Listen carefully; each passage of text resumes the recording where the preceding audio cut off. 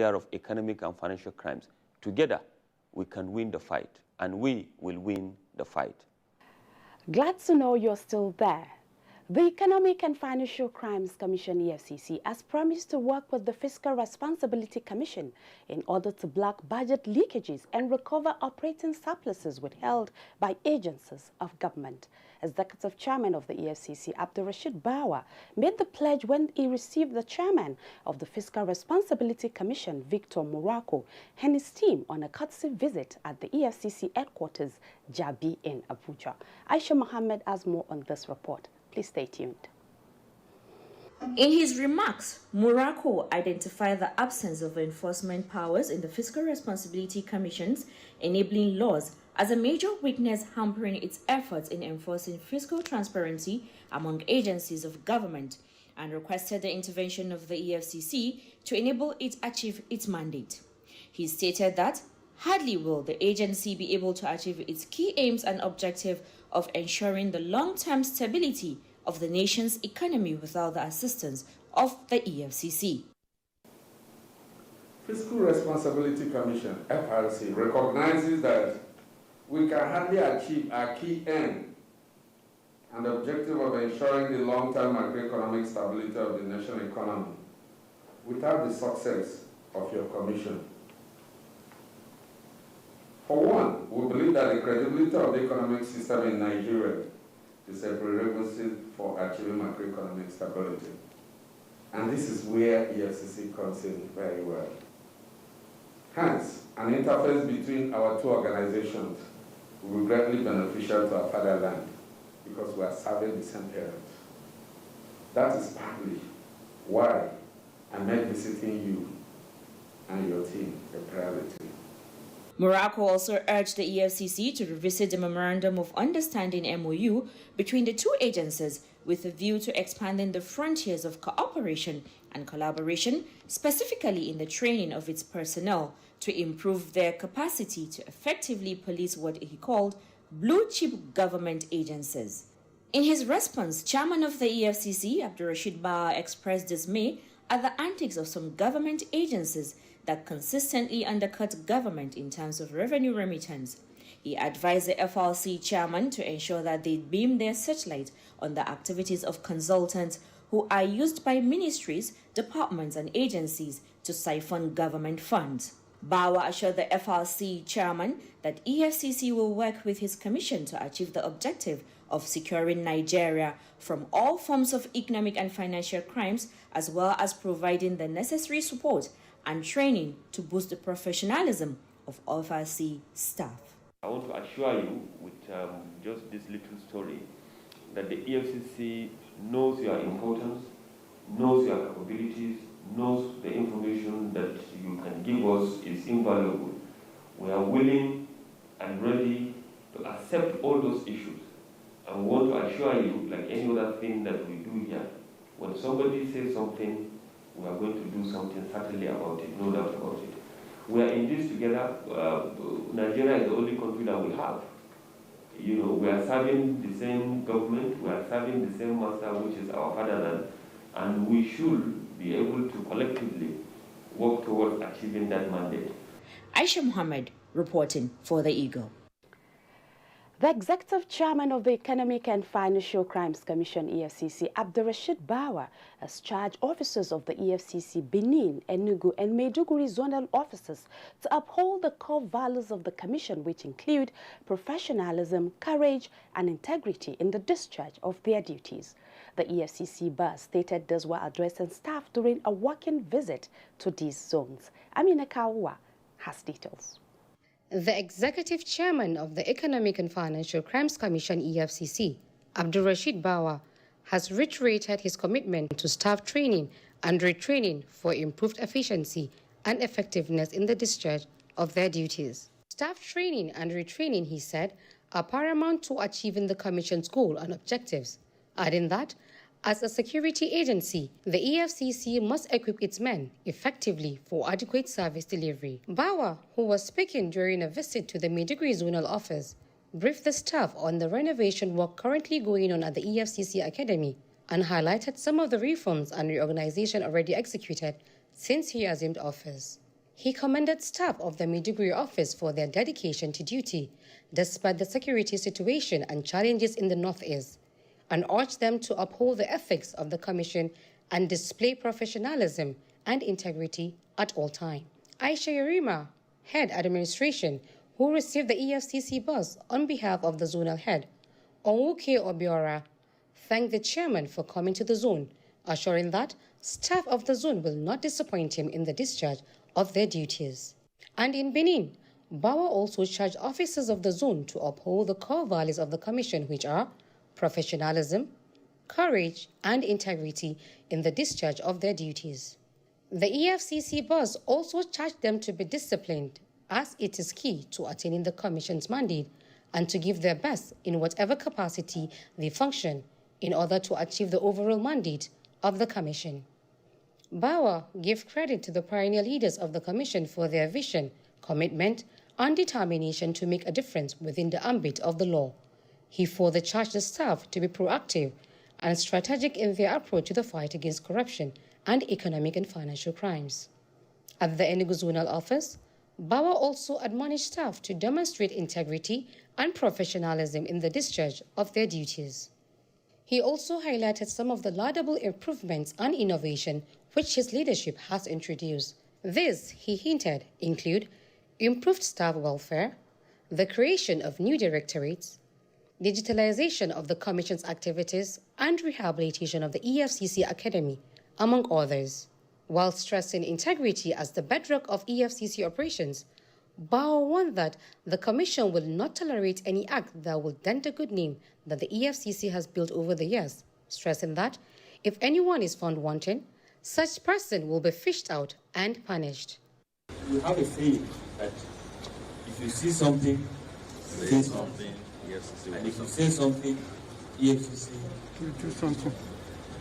And digitalization of our processes, very, very important. We want to digitalize our process so much so that, with pressing of the button, we'll be able to see all that we are doing. Our statistics are being kept, our test files are being kept. We'll be looking at, who is doing what, where, and how. He commended the zone for the renovation of the office complex and urged it to put in more efforts in securing more convictions. In the same breath, he expressed delight with the activities of the cybercrime section of the zone and rewarded them with cash incentives as motivation to other sections. The zonal head, Oshodi Johnson, in his welcome address, thanked the chairman for his visit and assured him of the support and loyalty of all personnel. Amina Kawa, reporting for the Eagle. Still to come, the Lagos Zonal Office of the Economic and Financial Crimes Commission EFCC has secured the conviction and sentencing of 2 former staff of the Independent National Electoral Commission (INEC) before Justice Mahmoud Abdul Ghaffar of the Kwara State High Court sitting in Ilorin, the Kwara State capital.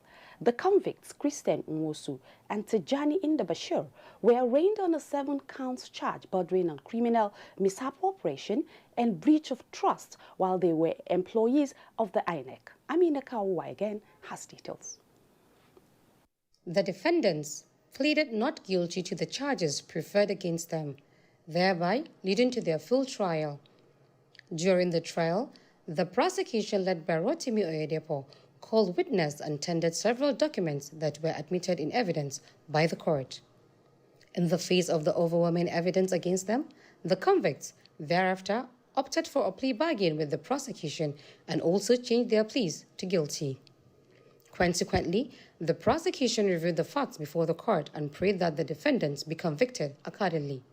Delivering his judgment, Justice Abdul Ghaffar found them guilty of the offense and sentenced them to 1 year imprisonment each. The judge also ordered the final forfeiture of 2 landed properties valued at 25 million naira at Okpanam, Asaba in Delta State, recovered from the first convict, Uwosu, as well as a 5 million naira bank draft raised by him in favor of the commission to the federal government.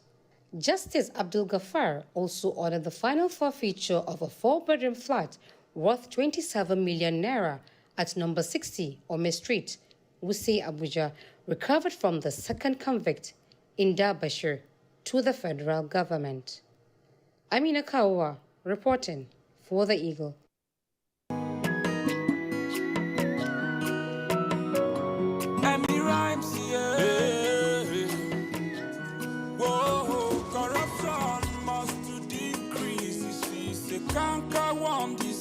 When our people go live in peace, when all this nyama go cease, I can look back when I see.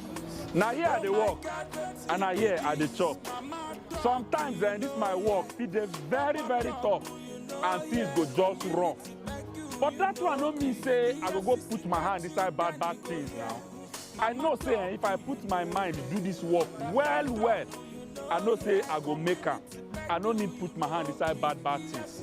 I be mechanical, I dey hustle, and I dey legit. Ni mai sai da kifi ne, ina jajircewa akan nema, ina sana'ata na gaskiya. IBS stylist, Moazu, legit. I'm selling phone accessory. I do hustle and I do legit. I'm a sound engineer. I do hustle and I do legit. I'm a tailor.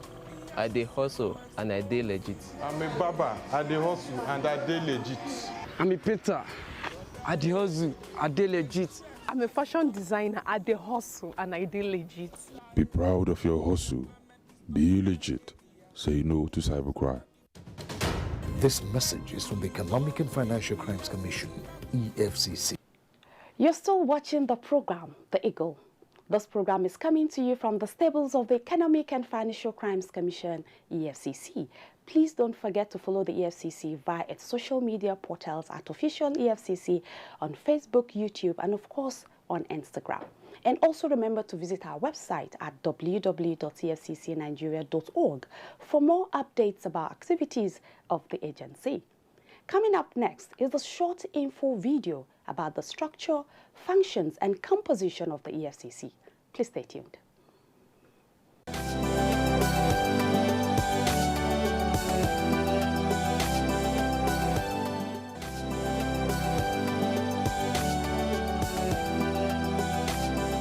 The Economic and Financial Crimes Commission, EFCC, was established by an act of the National Assembly. The act establishing the commission was first enacted in 2002 and later repealed and replaced with the EFCC Establishment Act 2004 in order to give the commission more enforcement powers.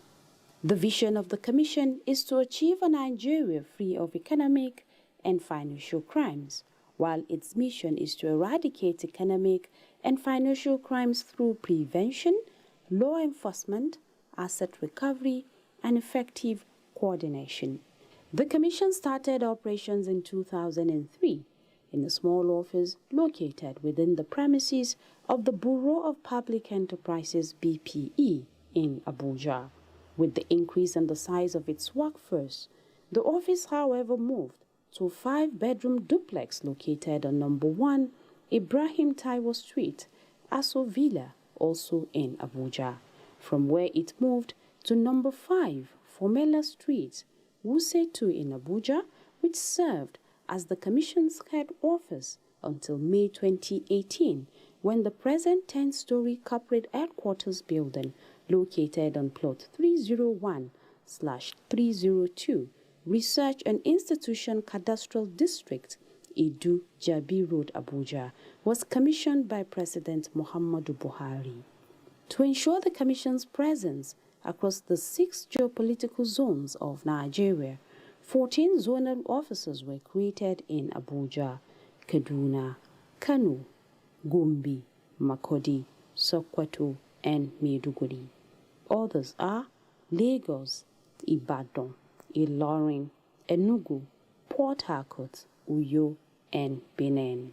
The Commission is charged with the following responsibilities: the enforcement and the due administration of the provisions of the EFCC Establishment Act 2004, the investigation of all financial crimes, including advance fee fraud, money laundering, currency counterfeiting, illegal charge transfers, futures market fraud, fraudulent encashment of negotiable instruments, contract scam, computer, and credit card fraud-related offences.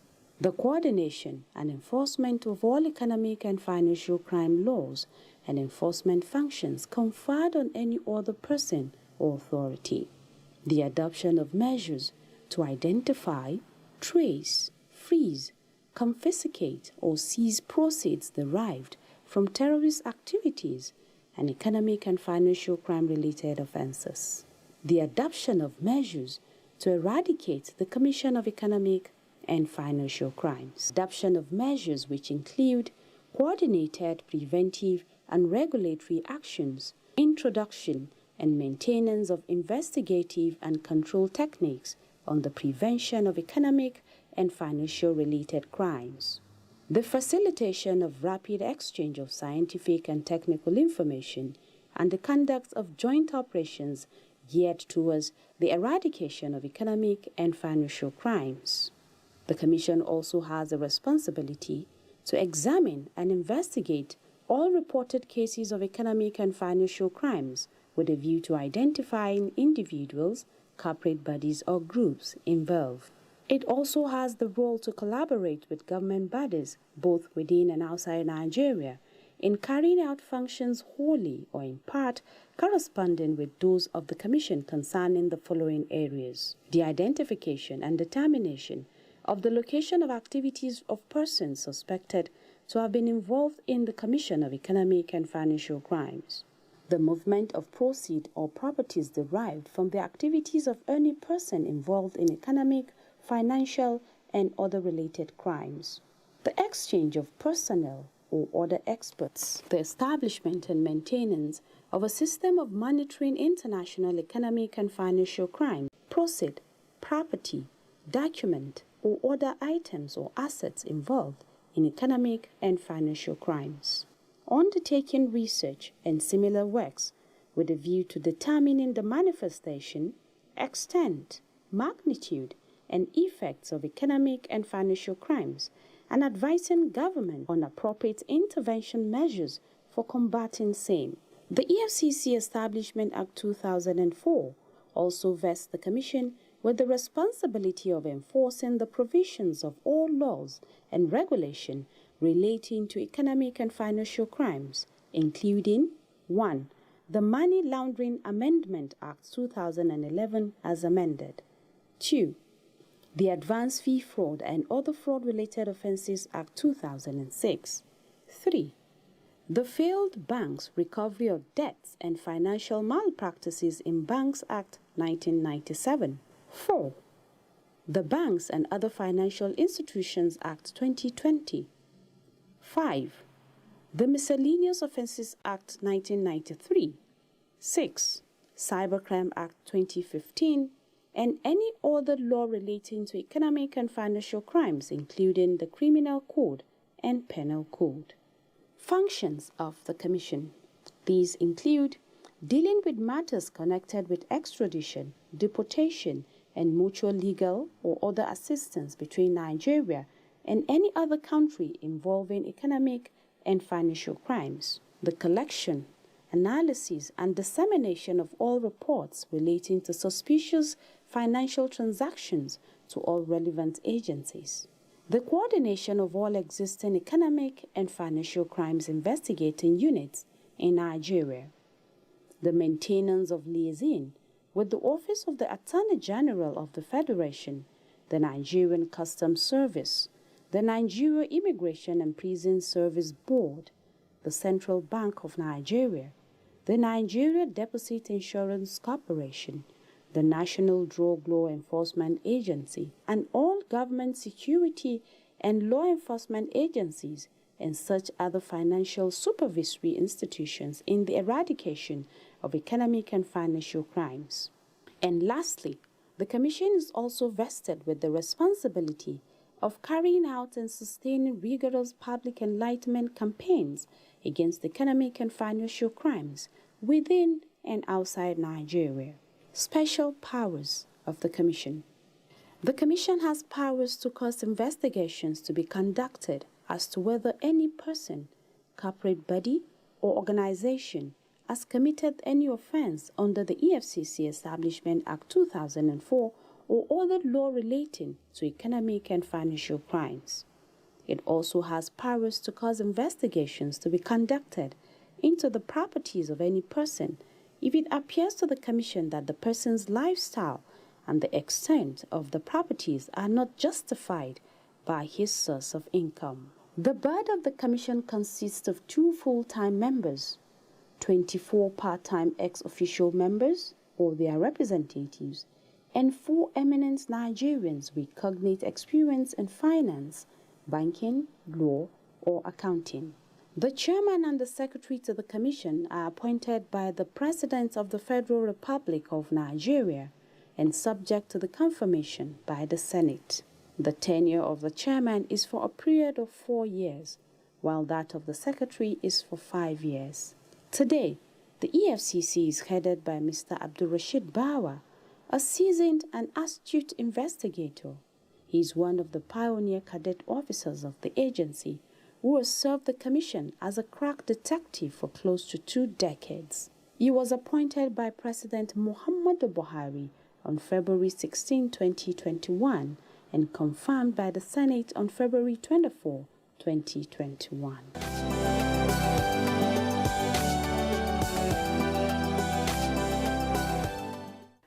The EFCC, since its establishment in 2003, has been working hard to ensure a corrupt-free Nigeria by waging a rigorous war against economic and financial crimes and also corruption.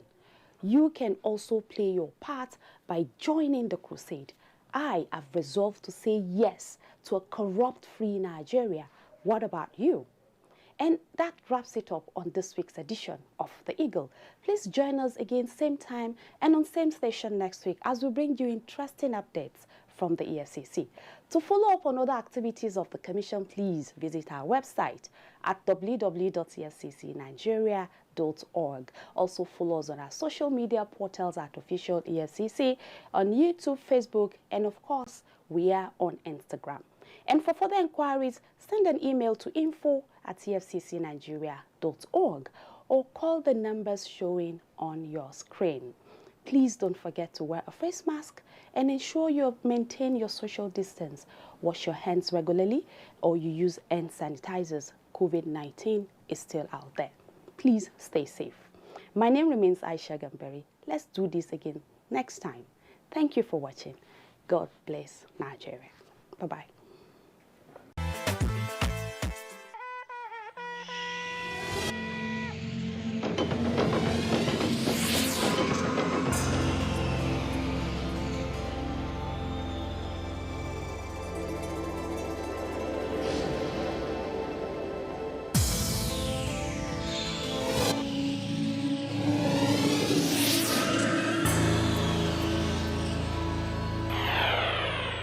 NTA, you can't beat the rich.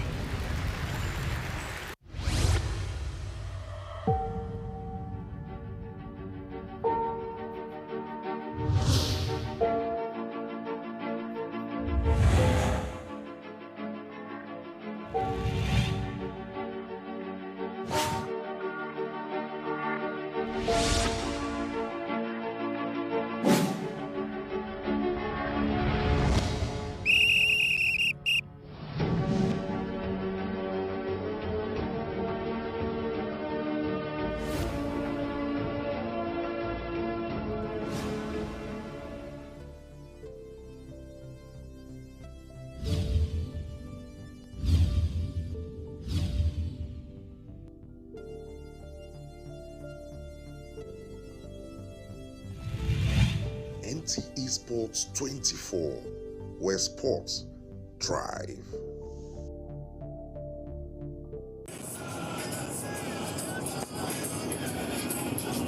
There's just something about speed and simplicity, but that speed and simplicity can be deceiving when you get behind the wheel. 30-year-old Emily sent this text message to her husband: "I love you and I'll try to make you happy."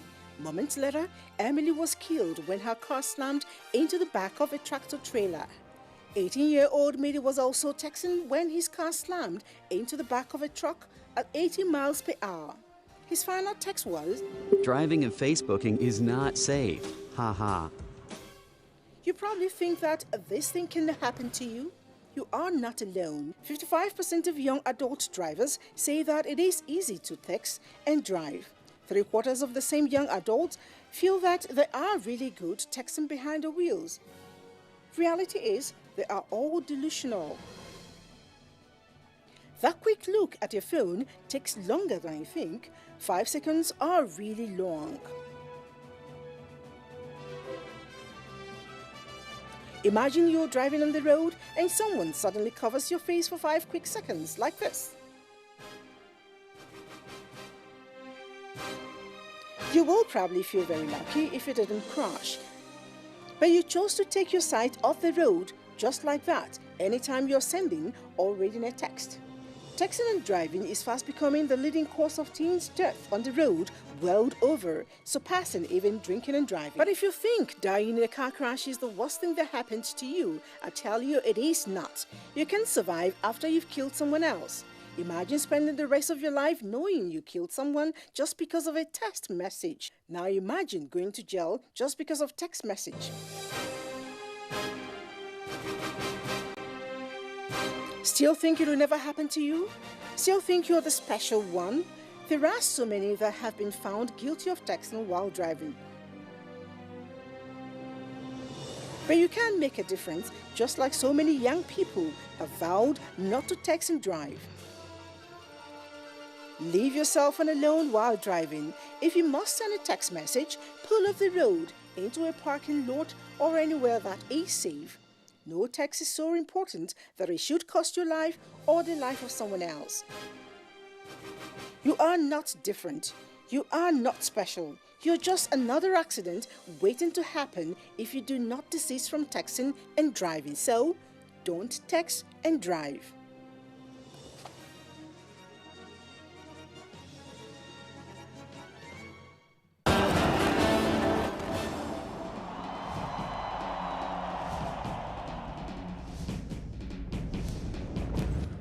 Issues in the sports sector remain one of the most debated.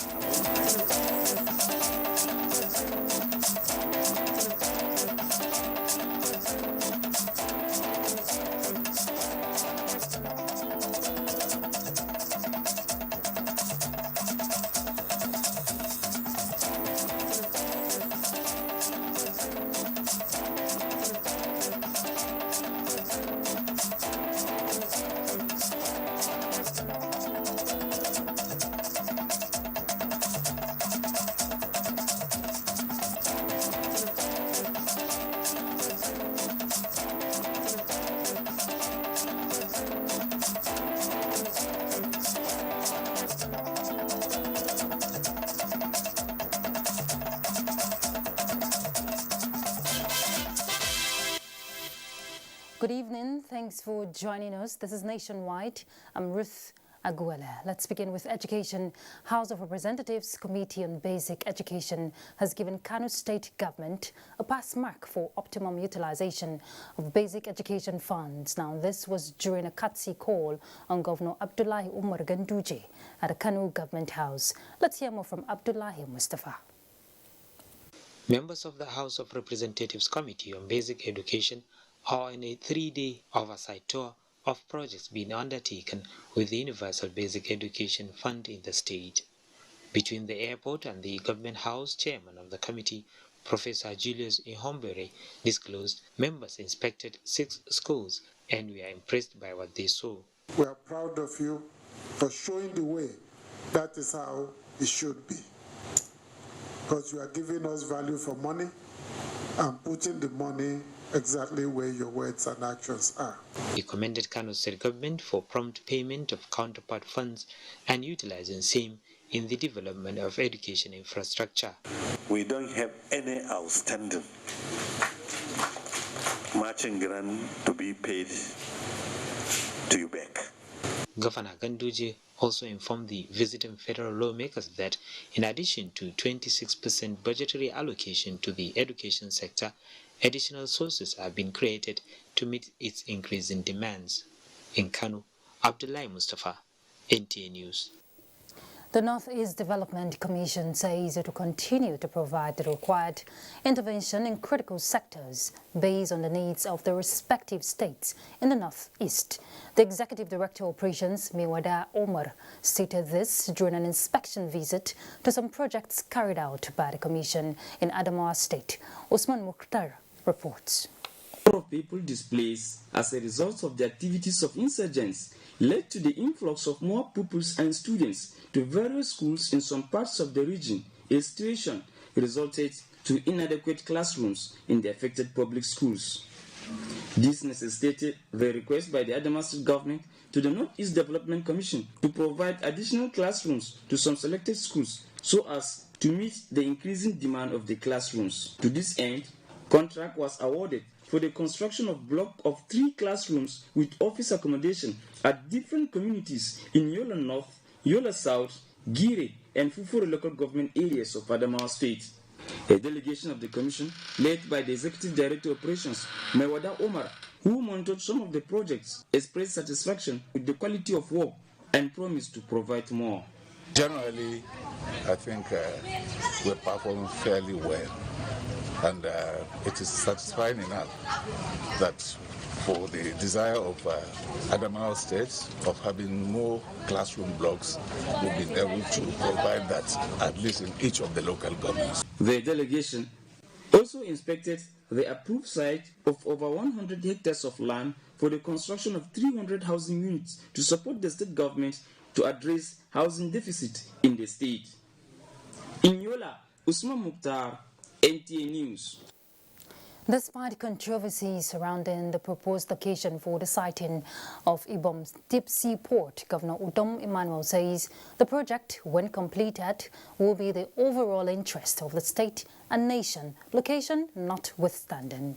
Secretary to the state Akwa Ibom State Government disclosed this to newsmen after a breakfast meeting with the Oron people. Susanna Sukwa reports.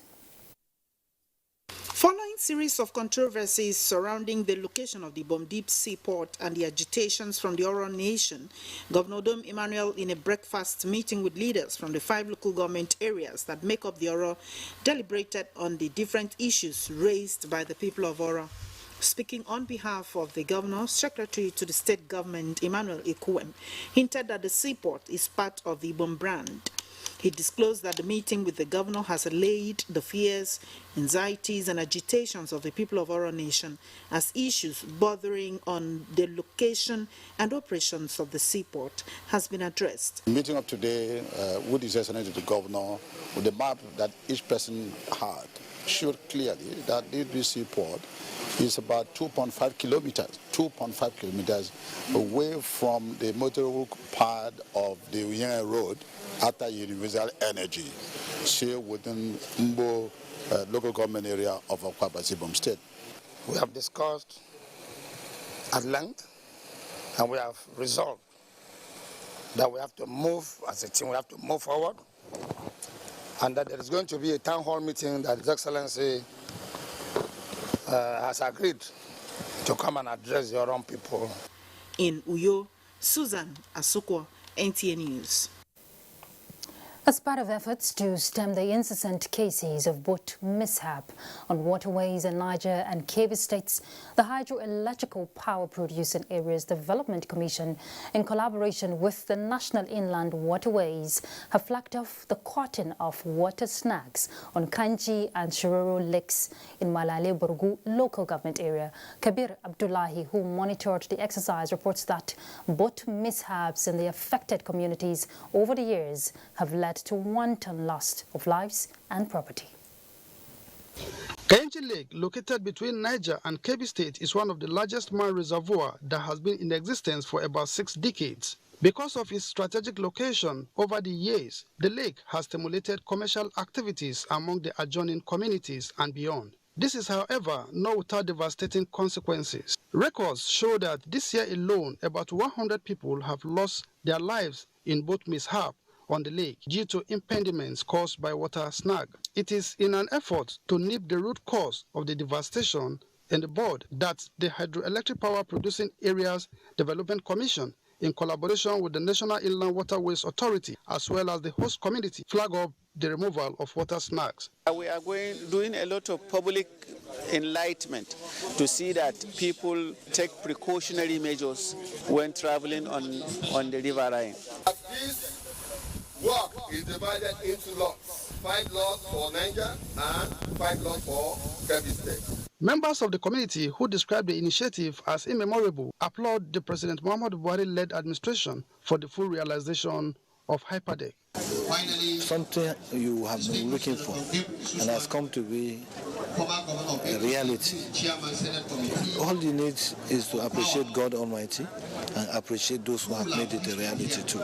Today we are happy that this administration of President Muhammadu Buhari was able to come and bring succor to the people. In demonstration of the importance of the two states attached to the project, representatives from the National Assembly were fully on ground to ensure the success of the exercise. To reduce this risk, to remove it completely, I think is the best thing that will happen to our people. Hyperdeck became fully operational 11 years after it was established. From Nibusa, Burgu local government area of Niger State, Kabir Abdullahi, NTA News. Following recent outcry and frequent accidents on a sharp bend near Kudu along Kano-Maiduguri Highway, a team from Federal Ministry of Works and Housing has paid an assessment visit to the identified area. Awal Mohammed Kazauri reports that the Permanent Secretary, Babangida Hussaini, led the team. This is one of the 3 dangerous sharp bends that have over the years claimed many lives. Only recently, NTA News reported one accident on the same spot that claimed 18 lives. In what appears as a quick response to the situation prompted this assessment visit, the team of experts identified defects spanning 7 kilometers to be corrected on the road as solution to the frequent accidents. All options are available. On matters of public interest, I believe nothing should be left untouched. This is a national project and this affects the lives of Nigerians. And in line with the commitment of the present administration, the lives and the welfare of Nigerians are uppermost. So we are not leaving anything to chance. The immediate community of Kudu commended the federal government for its immediate response to address the problem. From Duse, Awal Muhammad Kazaure, NTA News. All right, let's make a stop at Lagos to join Kende for the next set of reports. Kende. Hello, Ruth. The Nigerian Association of Chamber of Commerce, Industry, Mines and Agriculture, NASIMA, says the domestication and implementation of the Africa Continental Free Trade Agreement is the sure way of enlisting the country as an industrial hub. President of NASIMA made this remark in Lagos. Samuel Johnson has the report. While admitting that challenges abound in the country's security and economic sectors, FTA was one of the bold steps taken by President Muhammadu Buhari to tackle youth unemployment and insecurity. He explained that the association plans to establish technology co-creation centers across the country to complement government's effort to harness the talents of youth for economic growth. Now, more than ever,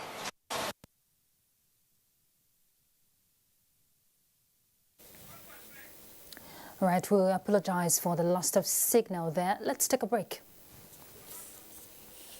Our country can be as great as we want. Let us all commit ourselves to its greatness. We must be willing to set aside our differences, unite and stay as one. In our expansive landmass, human and material resources, and plurality lies our strength. Let our challenges lead us to rediscover our common ground, and together, let's find solutions. This will take some time, so it requires patience, tolerance, and forgiveness from every one of us. Let all hands come on deck to protect and transform our country. Let us unite and see each other not as adversaries, but as brothers and sisters. Together, we can build a better Nigeria for ourselves and for the next generations. This message is brought to you by the National Orientation Agency, NOA, with support from Nigerian Television Authority, NTA.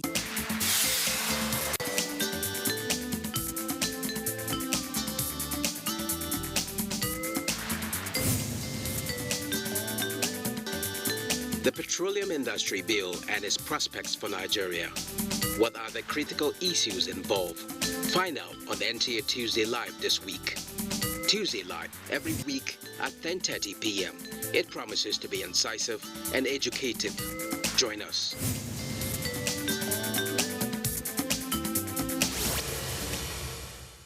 The future belongs to those who leverage on digital innovations. Digital Peers International presents DigiTest Online 2021, an online summer camp that brings ages 8 to 18 together across Nigeria, Canada, US, and more countries. Theme: Digital Skills, Pathway to Prosperity. Date: 8 to 16 August 2021.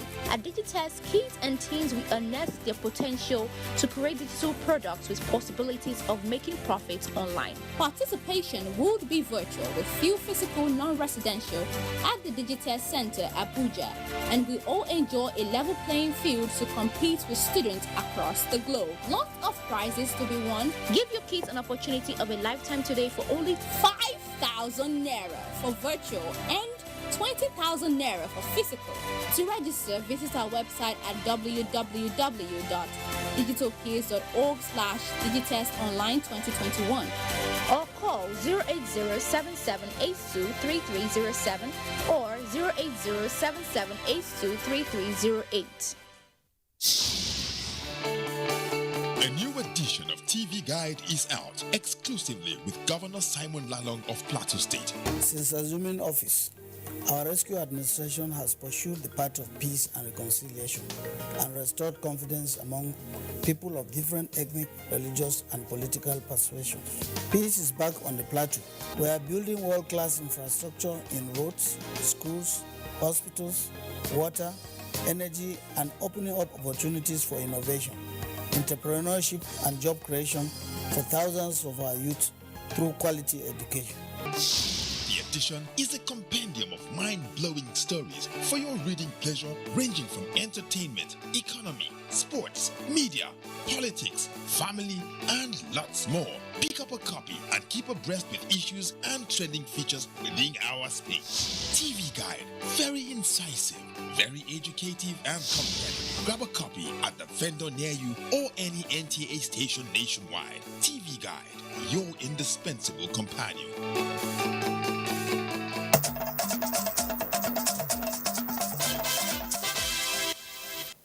Welcome back. All right, let's rejoin Kendi to pick up from where she left off. Kendi. Thank you very much, Ruth. The Nigerian Association of Chamber of Commerce, Industry, Mines and Agriculture, NASIMA, says the domestication and implementation of the African Continental Free Trade Agreement is the sure way of enlisting the country as an industrial hub. President of NASIMA made this remark in Lagos. Samuel Johnson has the report. While admitting that challenges abound in the country's security and economic sectors, the NASIMA president said signing the AFCFTA was one of the bold steps taken by President Muhammadu Buhari to tackle youth unemployment and insecurity. He explained that the association plans to establish technology co-creation centers across the country to complement government's efforts to harness the talents of youth for economic growth. Now, more than ever, job creation and increased productivity of the private sector are crucial to sustainable and inclusive economic growth and development. Chief Udabala said small and medium-scale entrepreneurs, as well as the services sectors, stand to benefit from the domestication of the trade agreement to boost the nation's gross domestic product, GDP. A growth rate of 0.51% in the first quarter of 2021, a slight increase from the 0.11% in the fourth quarter of 2020, when Nigeria exited the state of economic recession. He also said NASIMA is not opposed to borrowing to fund national budget, but such should be channeled to productive and revenue-generating ventures. In Lagos, Samuel Johnson, NTA News. Nigeria is set to save the sum of $1 billion annually, formerly expended on ferrying aircraft abroad for maintenance and inspection. This is because an indigenous firm, 7 Star Global Anger Limited, has been granted license to operate an aircraft maintenance facility in Nigeria. Annie Daniels has details. Isaac Balami is the Chief Executive Officer of 7 Star Global Hangar. Here in Lagos, the hangar already has fleet of aircrafts undergoing maintenance and inspection. After America and China in the whole world,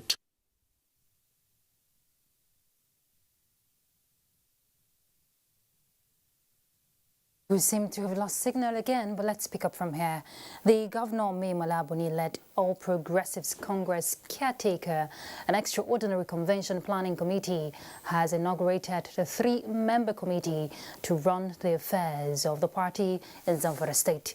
Salihu Abdullahi Gwanara reports for the state.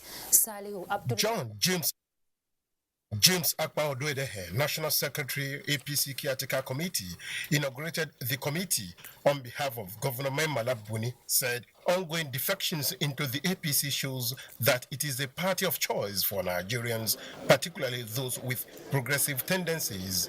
He challenged members of the committee to key into the transformation process of building peace amongst all in Zamfara State. For those who have been selected to pilot the affairs of the party, you have a duty to be fair and just in your new office and to allow the constitution of our party to be your guide, as well as the terms of reference. We are going to kick off from today, and we are going to go door to door to ensure that everybody is being taken along. Similarly, like other concerned members of the APC, sustaining and displaying the political maturity and adding value to the peace building of the Governor Mai Mala Buni-led Caretaker Committee is what Senator Ahmed Sani Yerima is advocating for. The constitution of APC is very clear. President is the leader of APC in Nigeria, and every governor is leader of APC in his state. Now Matawale is there. He's the leader of the party as per APC's constitution.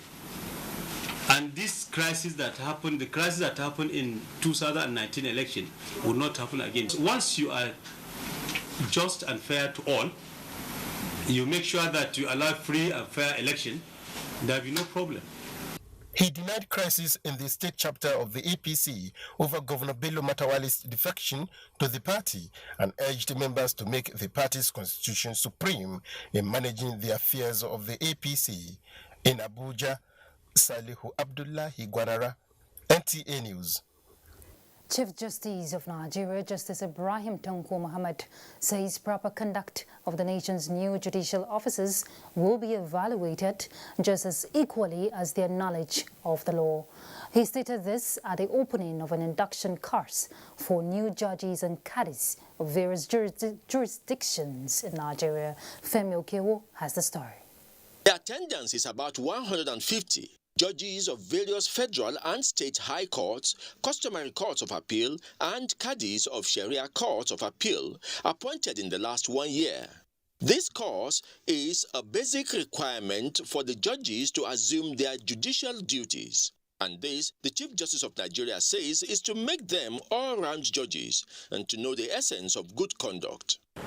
We have been taking notice of this for a very long time. Remember, this is the very sole aspect that has moved you from your station. This is the first physical interaction of judges at the National Judicial Institute since March last year, when the COVID pandemic set in. Other workshops have been held virtually. Any society like ours depends on a greater extent on law and order, which essentially boils down to what the judges do in the temple of justice to maintain orderliness in the society. The theme of this workshop is inculcating judicial excellence in newly appointed judicial officers. In Abuja, Femi Okewo, NTA News. The Ogun State Judicial Panel of Inquiry on Alleged Police Brutality and Human Rights Violations has recommended other related offences against them. Now, this was contained in the report submitted to Ogun State Governor Dapo Abiodun in his office by the panel. Let's hear more from Yemi Dalemo. The 278-page report, which contained 58 petitions bordering on alleged brutality, extrajudicial killings and violation of human rights against the police and other security agencies in Ogun State, was presented to the state governor Dapo Abiodun by the chairman of the panel, retired Justice Solomon Olugbemi. He told the governor that the petitioners accused men of the Special Interventions Unit of the Inspector General of Police, Abuja, and Lagos Annex Office, including the AIG Zone 2 unit in Onikon, Lagos, of alleged brutality against them. He singled out a case reported on behalf of a victim who, after being exonerated by the court of alleged offences against him, was brutally dealt with at the police custody for 71 days and later tortured to death. The state government should put in place a mechanism similar to this panel, which will deal into human rights violations by security operatives and agencies of state. In its response, Ogun State Governor Dapo Abiodun commended the panel for its transparency and promised to critically study the report for necessary actions. Conditions of this report will be implemented towards having a more peaceful society that engenders trust and cooperation in the relationship between the people and our security agencies in general. We appreciate the recommendations of the panel that a copy of this report be forwarded to the Police High Command and the federal government. The governor called on the nation's security agencies to initiate ways of fostering mutual respect and trust with members of the public to evolve a crime-free society. In Abeokuta, Yemi Dalemo, NTA News. All right, let's join Asmau in Sokoto to find out the latest from that end. Asmau. Hello, Ruth. Good evening and welcome to Sokoto.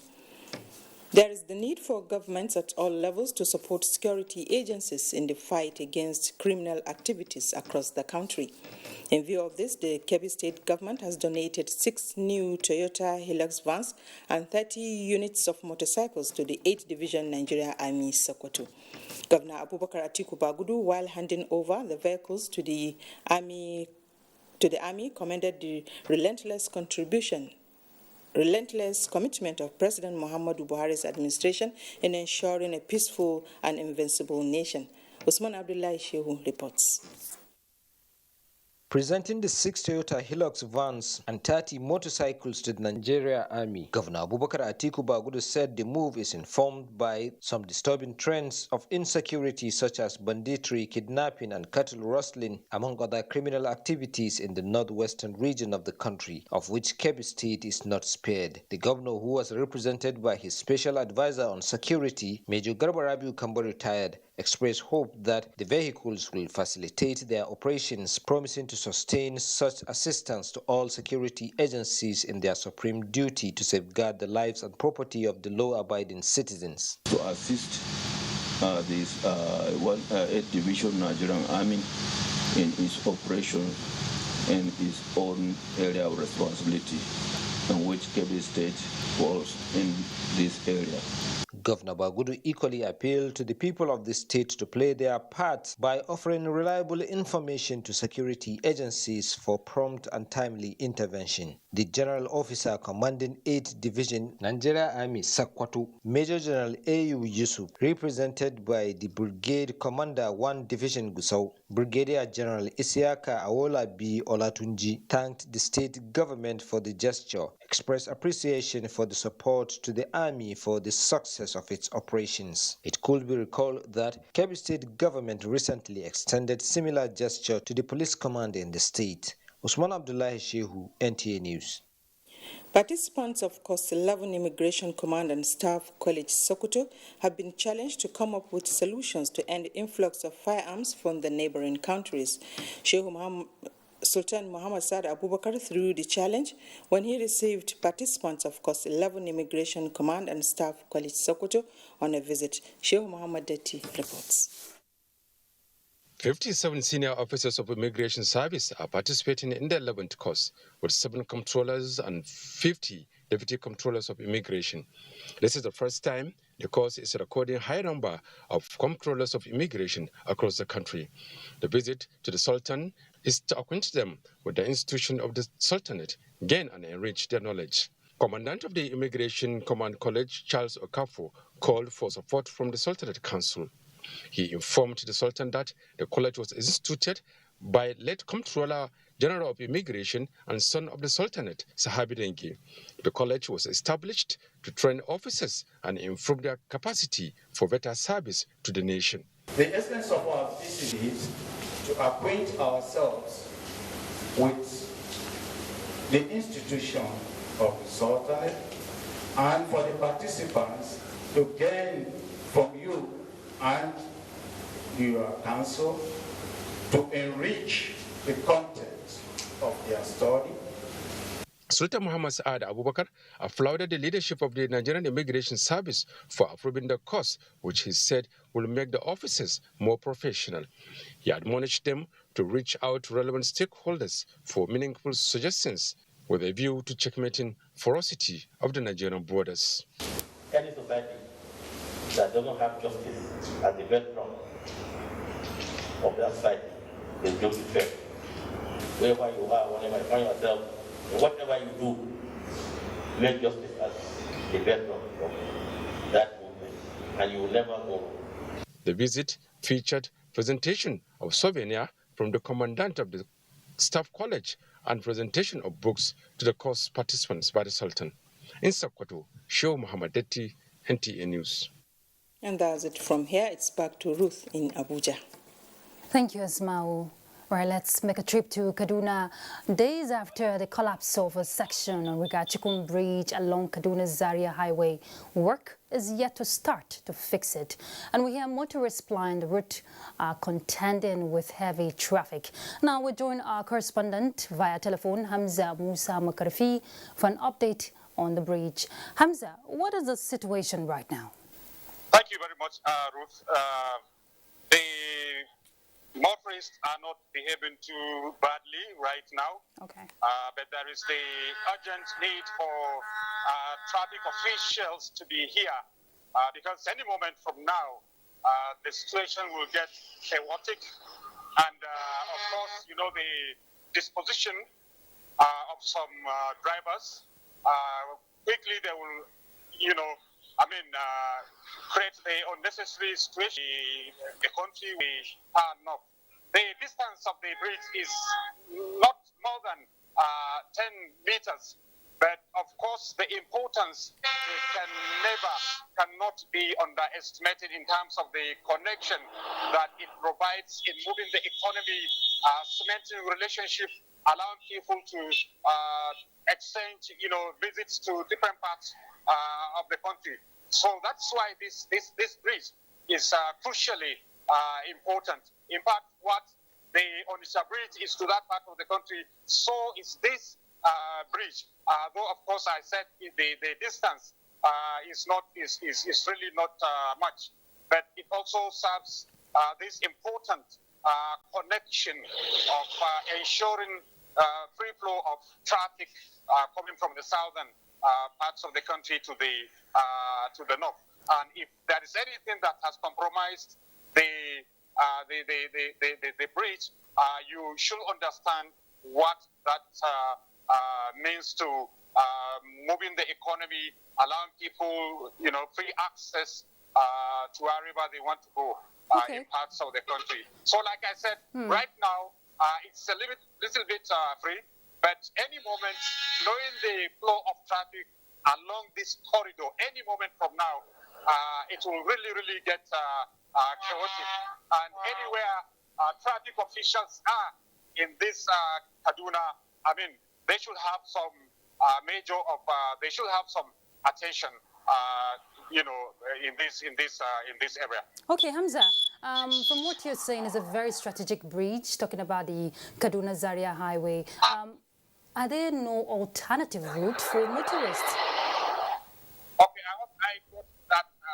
Alternative route. Yeah, very well. Yeah, alternative route. You know, what I said, you know, I mean, this bridge, you know, though the distance is not anything to, you know, speak of, but the crucial role it plays to the economic development of Nigeria can never be underestimated, can never be underrated, because here is a bridge that links virtually all the states in far north. You are talking of Sokoto, you are talking of Zamfara, Kano, Kaduna itself, Jigawa, and in fact, this is a gateway.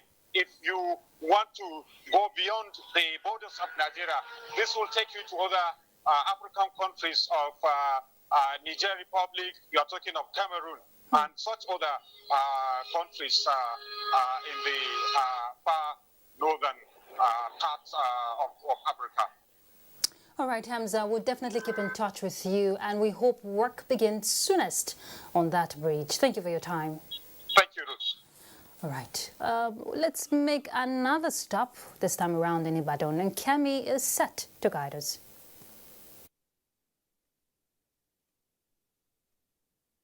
Thank you, Ruth, and welcome to Ibadan. Basic education in Kwara State is about to witness a huge infrastructural renewal of the 7 billion naira Universal Basic Education Board UBET fund recently accessed by the state government. Raliat Ibrahim reports that Governor Abdurrahman Abdurazak flagged off the 5-year program in Asa local government area. Access to UBEC fund was suspended in Kwara State in 2013 due to lack of payment of counterpart fundings. After payment by the present administration, the state has now accessed 7 billion naira grant covering years 2014 to 2019. The fund is meant for the construction, rehabilitation, remodeling and furnishing of 600 basic schools across the state. The intervention also covers training and retraining of teachers. We're today flagging up huge infrastructure renewal of basic schools across the state. This will follow the work plan approved for Kwara State by the Universal Basic Education Commission. There will be a total remodeling of 24 schools with future classrooms, toilets, libraries, laboratories, and offices. There will be construction of 4 new classrooms across 61 locations, 3 new classrooms in 64 locations, 2 new classrooms in 116 locations. Apart from this, about 1,000 classrooms will be rehabilitated across the state. The state governor appreciates UBEC authorities for their support, expressing hope of a tremendous growth in the education sector in the state. Raliat Ibrahim, NTA News. Close to 200,000 pupils have benefited from the National Homegrown School Feeding Program to boost nutrition of pupils. This was disclosed at the stakeholders' engagement on enumeration of beneficiaries and scaling up of the National Homegrown School Feeding Program in Oyo State, held in Ibadan. Rofia Animashan Badmos has details. The initiative of the federal government on the implementation of the 4 clusters National Social Investment Program are designed to lift vulnerable Nigerians out of poverty. With the aim of increasing the numbers of pupils benefiting from the school feeding program, the federal government is engaging relevant stakeholders on an enumeration exercise. This is aimed at enrolling and to capture pupils that have been fed, which will help create a more concrete and reliable data. The data as they are not good enough for analysis and impact assessment purpose, and that is why we are improving on the quality of the data by getting more stakeholders involved. Over 9 million pupils have benefited from 1 free nutritious meal a day during school term nationwide, and currently there is a mandate to reach an additional 5 million pupils by 2023. In Ibadan, Rofia Animashan Badmos, NTA News. And that's it from Ibadan. We'll join Abubakar in Maiduguri after the break. Stay with us. Broadcast media ecosystem is dynamic and requires continuous training for practitioners to perform optimally. NTA TV College Jos invites relevant officers to the following specially packaged training programs. Basic Directing Techniques, date 2nd August to 27th August 2021, 4 weeks. New technologies, optical fiber, IP technologies, automation storage management and wireless technology. Date 9th August to 13th August 2021, 1 week.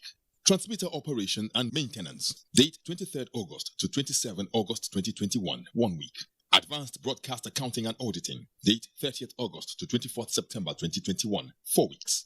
Emotional intelligence for workplace efficiency. Date 6th September to 17th September 2021, 2 weeks. The course fee for the 4-week course is 100,000 naira per participant. The fee for the 2-week course is 80,000 naira, while the course fee for the 1-week course is 60,000 naira only. Accommodation inclusive. The venue for all courses is the serene and secure environment of NTA TV College near Old Government House, Rayfield, Jos. For more inquiries, please call 0803-079-5335 or 0806-980-9807. NTA TV College, Jos, training you to be the best you want to be.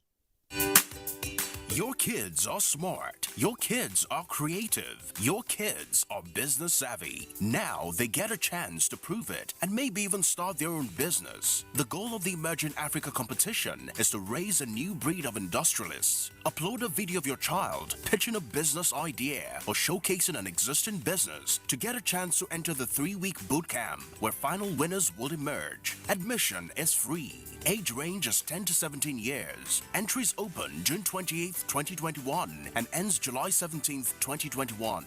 Bootcamp opens August 8th and ends August 28th, 2021. For more information, visit our website www.tacompetition.org, our Facebook page TA Competition, our Instagram The Emerging Africa. For inquiries and sponsorship, call 0803-545-8855 or 0817-678-8284.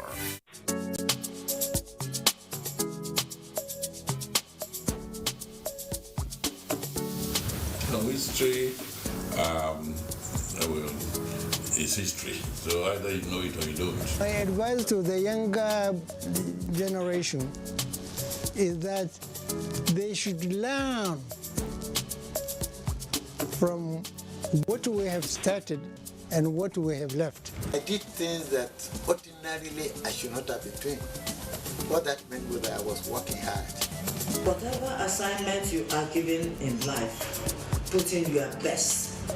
The military years were a disaster.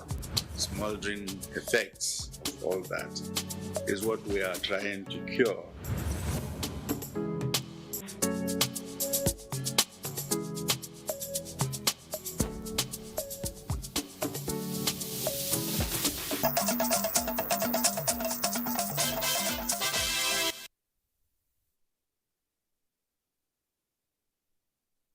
Thanks for staying with us on Nationwide up to this moment, and this is NTA Maiduguri Zonal Network Center. Let's begin with issues concerning security now.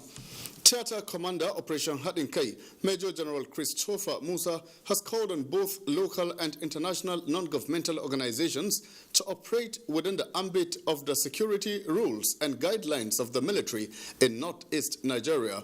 General Musa made the call when he hosted members of NGOs operating in the Northeast at a maiden interactive session in Maiduguri. Memuna Garba completes the story. The interactive session was organized ways in curbing insecurity and humanitarian challenges, as well as enhancing civil-military cooperation. Theater Commander Operation Hadinkai, Major General Christopher Musa said the interactive session became necessary among stakeholders in the face of daunting security and humanitarian situation confronting the region. General Musa urged the NGOs to operate in accordance with international humanitarian procedures and assured them of his support.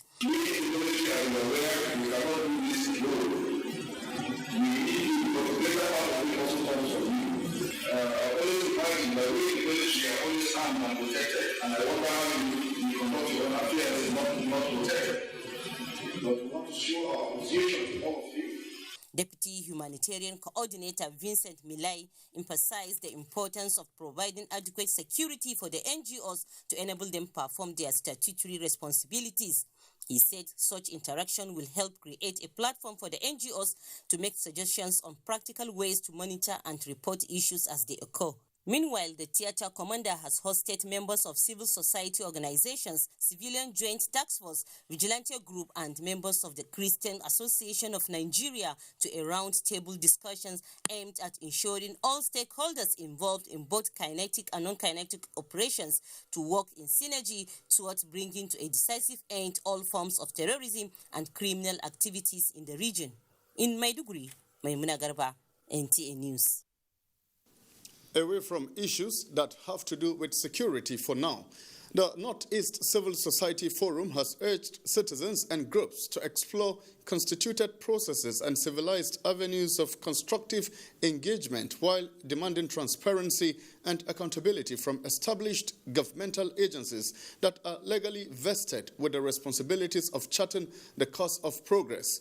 This was the summation of the forum at the end of a two-day retreat for all civil society organizations in the entire Northeast, held in Maiduguri, the Borno state capital. Jadwa John Jesney has more details. The Northeast Civil Society Forum, an established umbrella organization of all registered civil society organizations and groups in the Northeast sub-region, is an instrumental avenue for ensuring transparency, good governance, monitoring of government policies and actions for the overall development of the citizenry. Following the two-day retreat, the Northeast Civil Society Forum chairman, Ambassador Ahmed Shehu, drew the attentions of government and people of the 6 states on the need to disregard activities of faceless organizations inimical to the development of the region. The forum condemned the alleged activities of a group parading itself as Northeast Vanguard for good citizens and groups that have concerns and issues to explore constituted processes and civilized avenue of constructive engagement while demanding transparency and accountability. While commending international partners, the Northeast Development Commission (NEDC) and donors for their support to the region, the organization stressed the need for localization of support and strengthening of existing relationships and synergy in addition to establishment of mechanisms for accountability. The forum was equally optimistic that the dynamism and positive impact of NEDC sustainability programs and ongoing counterinsurgency operations that are yielding results will accelerate return of normalcy in most areas devastated by the over 1 decade of conflict. The Northeast Civil Society Forum expressed hope for greater improvements in civil-military relationships and strengthening of systems for enhanced safety of all citizens and called for more collective efforts to ensure a peaceful and indivisible Nigeria. In Maiduguri, Jadwa John Jesney, NTA News. And those are the latest stories at the moment from Maiduguri. It's now time to return to Ruth in Abuja for more reports. So, Ruth. Thank you, Abubakar. In a continued search for peace occasioned by insecurity in the country, Islamic scholars who memorized the Holy Quran converged on the National Mosque Abuja to offer special prayers to Allah for peace to the country. The special prayers, which is at the instance of the National Board for Arabic and Islamic Studies, is a prelude to a stakeholders' national conference on the role of Arabic education in advancing peace and harmony in Nigeria. Sultan of Sokoto, Muhammad Sa'ad Abubakar, was also at a special prayer.